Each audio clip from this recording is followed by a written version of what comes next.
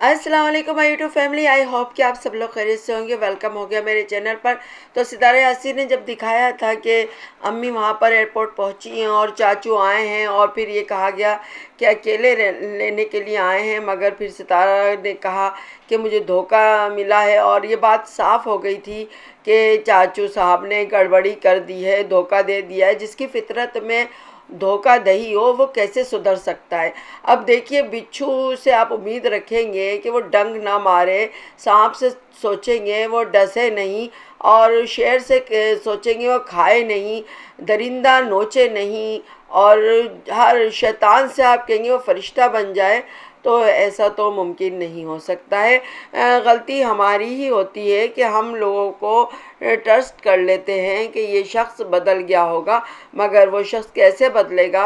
अब चाचू साहब जो हैं जाने माने धोखेबाज हैं, पूरे ख़ानदान के कलपटे आदमी हैं और कहना चाहिए डॉन हैं। और मैंने जब वो देखा था मैसेज जिसमें बेचारा बाबर गिड़गिड़ा रहा था सदमा के आगे, और सदमा कह रही थी मैं बर्बाद कर दूंगी सितारा को, और मैं ये कर दूंगी, मैं वो कर दूंगी, फिर ऑन बनी हुई थी। तो उसके जवाब में बाबर उससे कह रहा था हाँ आप सही कहती हैं, मुझे माफ़ कर दें, मगर डीडी की चैनल चला रहा है, उसकी जॉब नहीं है।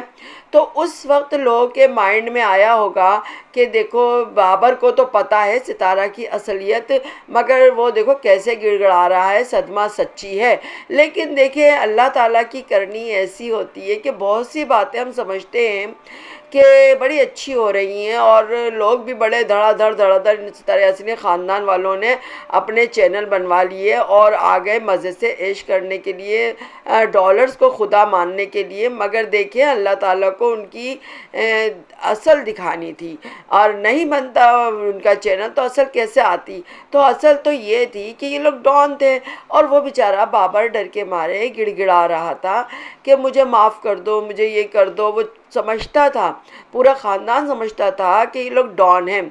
जब जब इन्होंने जो जो चाहा वो करवा लिया। इनकी बेटी नी आयशा भागना चाहा, भाग गई, बच्चा मुंह पे मार के, और शादी कर ली, सबने डॉन लोगों ने करवा दी। फिर ये नी नजमान को घर में कब्ज़ा करवा दिया, और सितारा यासीन की अम्मी को अपना ग़ुलाम बना लिया, और ज़िल्लत भरा ग़ुलाम जलील करके रखा उस अजगर ने भी और उस अरबी ने भी। और इधर नी नजमा पूरे घर में हुक्मरानी करती रही, धोखा देती लोगों को रही। लेकिन हम समझते धोखा देती रही लोगों को, उनके अजीज़ों को तो कब का पता चल चुका होगा कि क्या कर रही हैं। लेकिन बात वही है, जब डॉन होते हैं लोग तो जो कमज़ोर होते हैं वो डरते रहते हैं। तो अब ये बात खुलकर आ गई है कि डॉन लोग हैं ये, और सब इनसे डरते हैं। अब ये सितारा यासीन एक अच्छी रूह है, एक साफ़ सुथरी औरत है, और जिसने हमेशा ही हर एक की मदद की है। जिसने भी उसको कुछ भी कहा हो, नहीं कहा हो, उसने हमेशा हर एक का साथ दिया है। तो यहाँ पर भी उसने, उधर तो उसकी लोगों का साथ देती थी, यहाँ पर तो उसकी कुल कायनात उसकी अम्मी थी। तो अम्मी के लिए वो धोखा उसका खा लेना बनता भी था, क्योंकि उसे उस शैतान के चुंगल से निकलवाना था अपनी माँ को। इसलिए उसने इकामे के पैसे भी भरे और लेकर आई कि किसी सूरत हम भी कोशिश करते हैं लास्ट तक कि हम अपने आप को बचा लें, अपनों को बचा लें। और वही किया बेचारी सितारा यासीन ने कि अपनी माँ को उन गंदे लोगों के चुंगल से बचाने के लिए उस गंदे मैं कहूँगी शैतान बुज़ुर्ग को भी लाना पड़ा।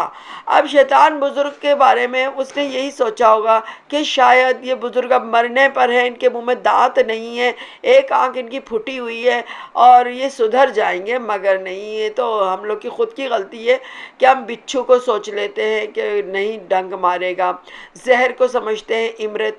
तो बस ये गलती हो गई, लेकिन अब क्या करें, गलती तो खाई नहीं पड़ जाती कभी कभार। कुछ अच्छा करने के लिए हम चलते हैं तो कई बुरे लोग तो हमें धोखा दे देते हैं। अब देखिए बुजुर्गवार पहुंच गए, ये तो हमने सुनी सुनाई थी, ये वो सब कुछ सुन रहे थे।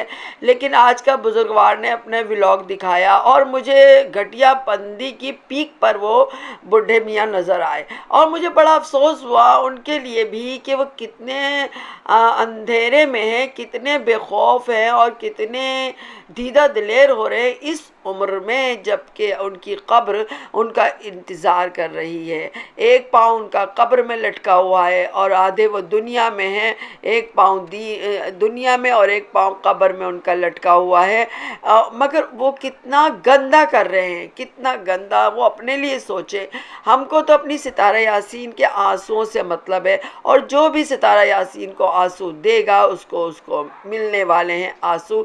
दुनिया में मिलेंगे, नहीं तो आखिरत में तो इंशाअल्लाह ताला मिलेंगे।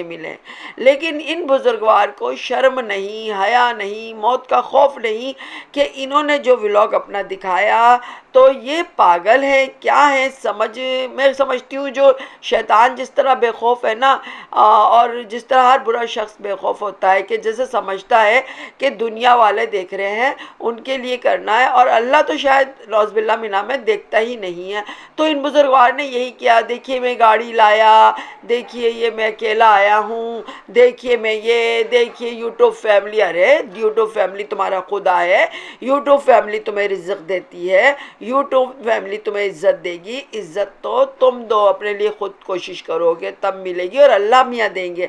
मगर ना तो तुम्हें कोशिश करने की ज़रूरत पड़ रही है, और फिर अल्लाह को क्या ज़रूरत पड़ी है तुमको इज़्ज़त दे। अब तुम और बेइज्जत हो गए हो, क्योंकि जिस तरीक़े से बड़े मियाँ ने इधर उधर करके अपने व्लॉग की तकमील की और फिर जाकर उनको मुक़द्दस मुकाम पर दिखा दिया, बीच की चीज़ काट दी उन्होंने।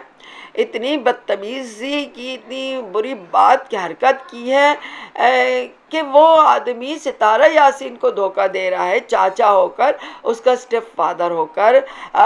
क्या सितारा को तो खबर हो जाएगी, लेकिन यूट्यूब फैमिली से उसको डॉलर मिलेंगे, उसके सब्सक्राइबर ना भाग जाए, उसको व्यूव देना ना छोड़ दिया जाए। बस वो इस चक्कर में उसने गाड़ी कार ये वो दिखाई, और फिर ये जा वो जा, और फिर मालूम पड़ गया, दीदी ने ही बता दिया कि इन बुड्ढे ने कांड कर दिया है कि ये पहुंच गए हैं सदमा बीबी के घर। जिसकी शराइत रखी गई थी वो नहीं मानी उन बुजुर्गवार ने। और देखिए, आप देख रहे होंगे कि सितारा यासीन की अम्मी का चेहरा किस कदर गमज़दा नज़र आता है। यहाँ पर सितारा यासीन के अम्मी के चेहरे पर कितना एतमाद था, कितनी खुशी थी, एक उनके अंदर सेहतमंदी, और मैं कोई बुरा ना है जवान लगने लगी थी।